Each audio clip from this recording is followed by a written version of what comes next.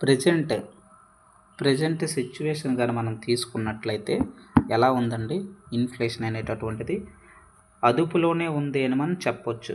ఎందుకు 24-25లో ఎంత ఉంది? 4.6% ఉంది, ఎక్కువే. అదే 25-26 ఇప్పటికి జనవరి 29లో ప్రవేశపెట్టాం కదా మనం సర్వేని. ఆ ముందు నెల డిసెంబర్ వరకు చూసుకుంటే 1.7 ఉంది, పర్వాలేదు, అదుపులోనే ఉంది. ద్రవ్యోల్బణం అంటే అర్థం ఏమిటండి? ద్రవ్యోల్బణం అంటే కనీస నిత్యావసర వస్తువుల వినియోగ వ్యయ పరిమాణాన్నే మనం ద్రవ్యోల్బణం అంటాం. అలా కాదు, ఇంకా సింపుల్గా చెప్పుకోవాలంటే మనకి ద్రవ్యోల్బణం అంటే నిత్యంగా మనకి ఏంటంటే ధరలలో మార్పు రావడం. ఆ మార్పు అనేటటువంటిది ఎలా ఉండాలంటే పెరుగుదల. అంటే ధరలలో పెరుగుదలనే మనం ద్రవ్యోల్బణం అనగా మనం చెప్పుకోవచ్చు, ద్రవ్యోల్బణంగా. దాన్నే ఇన్ఫ్లేషన్. మరి ధరలలో తగ్గుదలను మనం ఏం చెప్పుకోవచ్చు అంటే ప్రతి ద్రవ్యోల్బణంగా చెప్పుకోవచ్చు. అయితే ఇక్కడ మనకి ఏమిటి, 1.7% అంటే అదుపులోనే ఉంది. అంటే ద్రవ్యోల్బణం అనేది మనకు లేదు, బాగానే ఉందని అర్థం. అయితే ఈ యొక్క ద్రవ్యోల్బణం గురించి మనకి ఆర్బీఐ అనేటటువంటిది మానిటరింగ్ పాలసీ అనేది చేస్తూ ఉంటుంది. ప్రతి సంవత్సరానికి 2 సార్లు బై యాన్యువల్గా మనకి రిపోర్ట్ ఇస్తుంది అన్నమాట ఈ ఆర్బీఐ. అయితే టార్గెట్ ఏమిటి అంటే మనకి +or-2 అనేటటువంటిది ఉండాలి. దేనికి? మన ద్రవ్యోల్బణం ఎప్పుడూ కూడా +or-2 అనేది దీనికి ఉండాలి.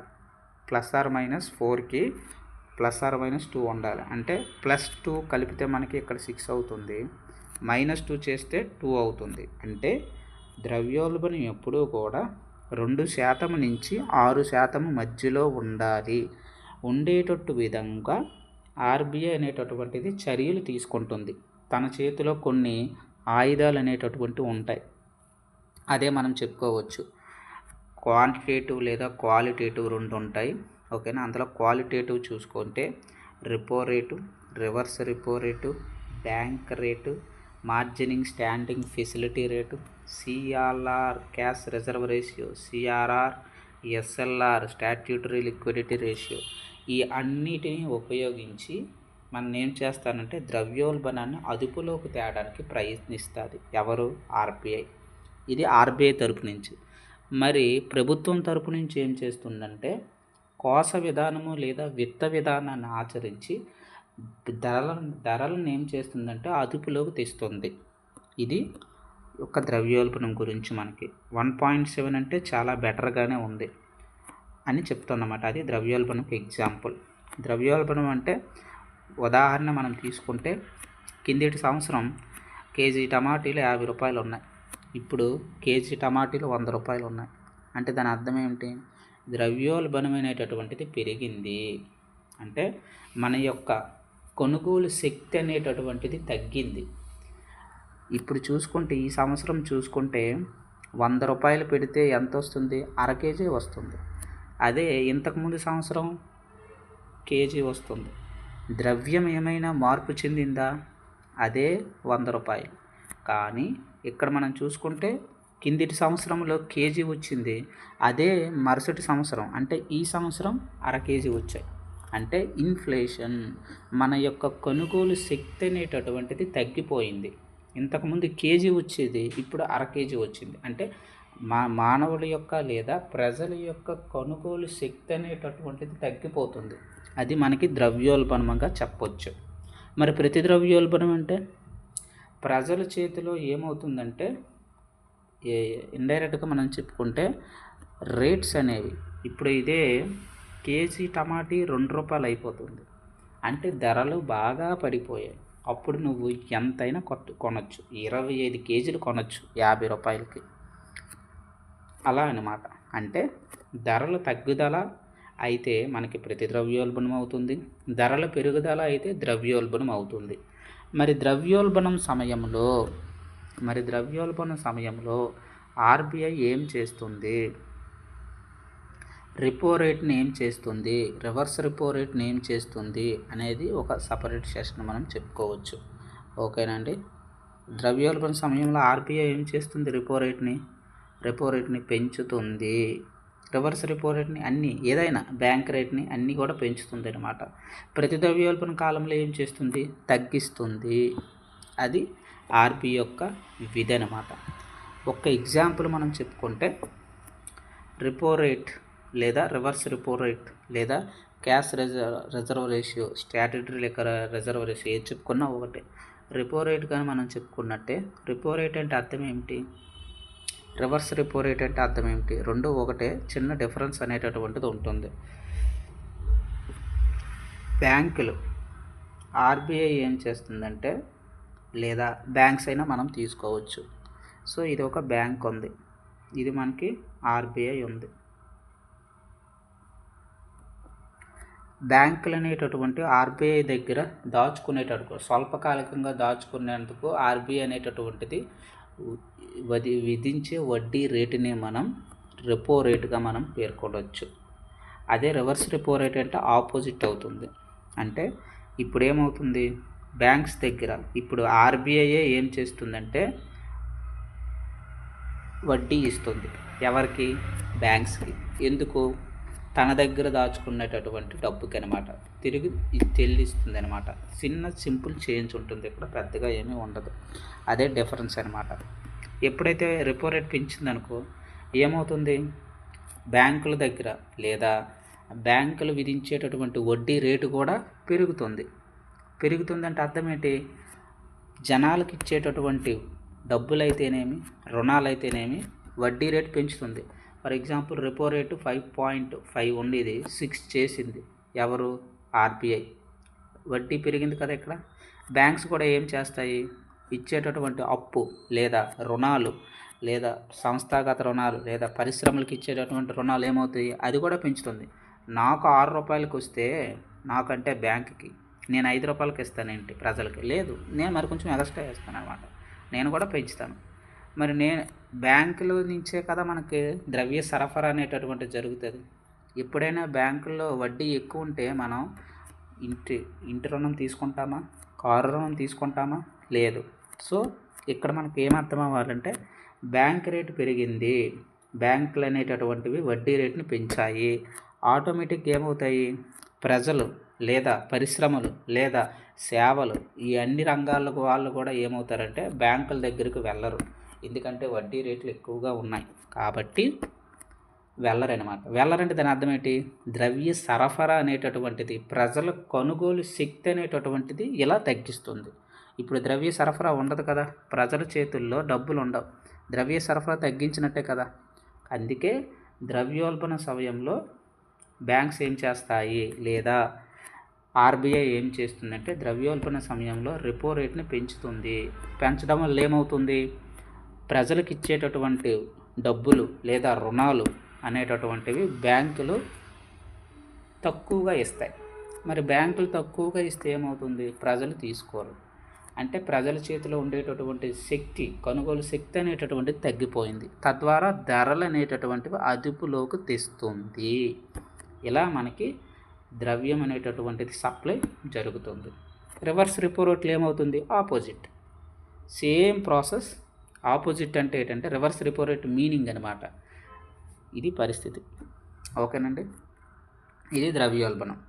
అయితే ద్రవ్యోల్బణం ఎందుకు తగ్గిందంటే కారణాలు కొన్ని చెప్పారు సర్వేలో.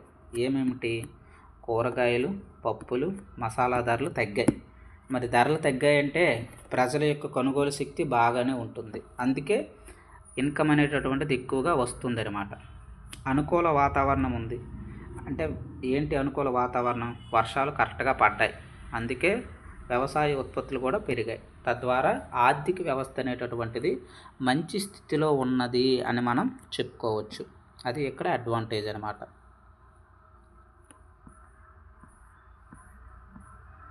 అది ఇక్కడ చూడండి, రాబోయే సంవత్సరంలో 26-27లో ఎంత టార్గెట్, +or-2 దేనికి, 4%కి.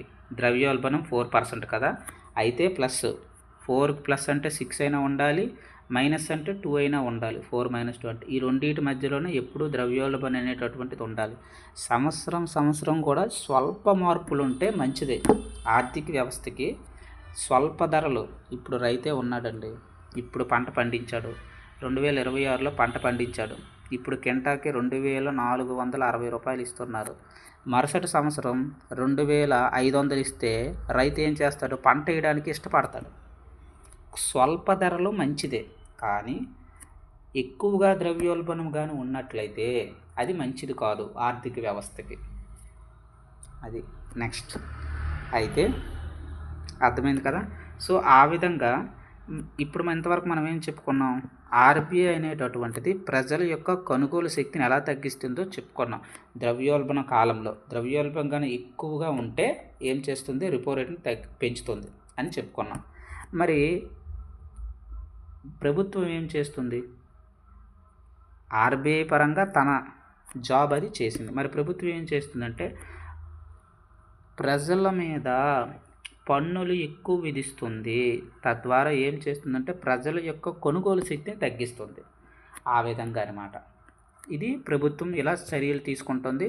ఆర్బీఐ అలా చర్యలు తీసుకొని ఆర్థిక వ్యవస్థను అనేటటువంటిది గాడిని పెట్టడానికి ట్రై చేస్తాయన్నమాట. ఇది అండి. ఓకేనా. మరి ఇంకా భవిష్యత్తులో మనకి ఏమైనా సవాళ్ళు ఉన్నాయా? రివర్స్ రెపో రేట్ అర్థమయ్యాయి కదా. సో రెపో రేటు, ఆర్బీఐ, ఇక్కడ మనకి అలాగే బ్యాంక్స్, ఈ రెండింటి మధ్య జరిగేటటువంటి చర్యలు అనమాట. ఓకేనా. ఏదామని ఆర్బీఐ బ్యాంకులకి ఏమిటంటే తన దగ్గర డబ్బులు పెట్టుకుంటుంది కదా. ఆర్బీఐ తన దగ్గరికి డబ్బులు వస్తాయి బ్యాంకుల నుంచి, కొంత సొమ్మును అనేటటువంటిది ఆర్బీఐకి దగ్గర ఉంచుతారనమాట. ఆ ఉంచినందుకు ఆర్బీఐ ఏం చేస్తుందంటే కొంత వడ్డీ అనేటటువంటిది చెల్లిస్తుంది. స్వల్పకాలికం అనమాట, వడ్డీ అనమాట. దాన్నే మనం రెపో రేట్ అని అంటాం. రివర్స్ రెపో రేట్ అంటే ఏంటంటే ఇప్పుడు రివర్స్ అవుతుందన్నమాట, వాళ్ళ దగ్గర నుంచి వీళ్ళకి వెళ్తుంది. ఇప్పుడేంటి? డబ్బులు ఇప్పుడు వడ్డీ ఎవరు చెల్లిస్తారంటే ఆర్బీఐ చెల్లిస్తుంది రివర్స్ రెపో రేట్లో. ఎవరికి? బ్యాంకులకి. ఇది ఎందుకు వడ్డీ చెల్లిస్తుంది బ్యాంకులకి అంటే ఆల్రెడీ తన సెక్యూరిటీస్ వీళ్ళ దగ్గర ఉన్నాయి కాబట్టి ఇలా సెక్యూరిటీస్ ఎక్స్చేంజ్ కూడా చేసుకుంటారనమాట. ఇది మనకి repo rate, reverse repo rate. Bank rate అంతే, సిఎల్ఆర్ అంతే, ఎస్ఎల్ఆర్ అంతే, అన్నీ అంతే, అన్నీ అలాగే ఉంటాయి అన్నమాట. For example statutory liquid ratio ఉంది. ఇదేంటి?